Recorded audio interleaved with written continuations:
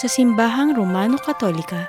ang kapistahan ng Todos los Santos ay banal na araw ng obligasyon sa maraming bansa, na ang ibig sabihin ay kailangang magsimba sa araw na iyon